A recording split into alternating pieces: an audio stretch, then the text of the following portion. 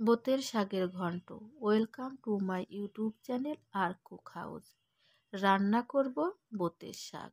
আমরা শাক অনেকভাবে রান্না করে খেয়ে থাকি। আজ শাকের ঘন্ট রান্না করব। প্রথমে বোতের শাক ভালো করে ধুয়ে নিই। আমি 4-5 বার শাক ধুয়ে নিয়েছি। এরপর কুচি কুচি করে কেটে নিই।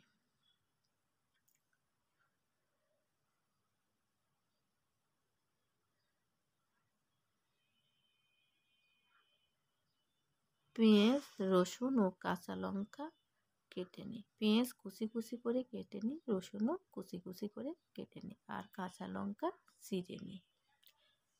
এরপর কড়াইয়ে সরিষার তেল দিই।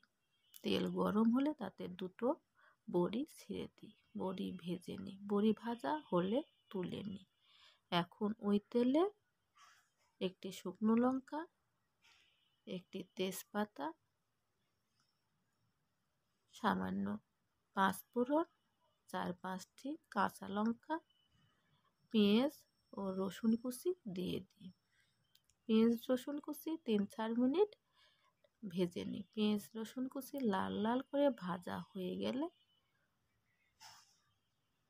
আমি কুচি করে রাখা বোতের শাক দিয়ে দিই। সামান্য একটু জল দিই।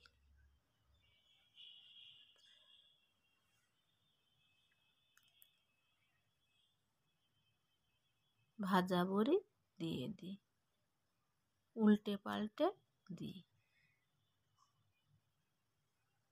পরিমাণ মতো লবণ দিই। আবারও ভালোভাবে নেড়ে চেড়ে ঢাকনা দিয়ে ঢেকে দিই।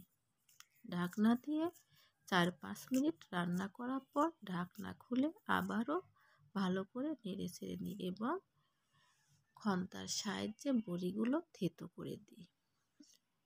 এরপর সামান্য চালের গুঁড়া দিয়ে ভালো করে মিশিয়ে নিই।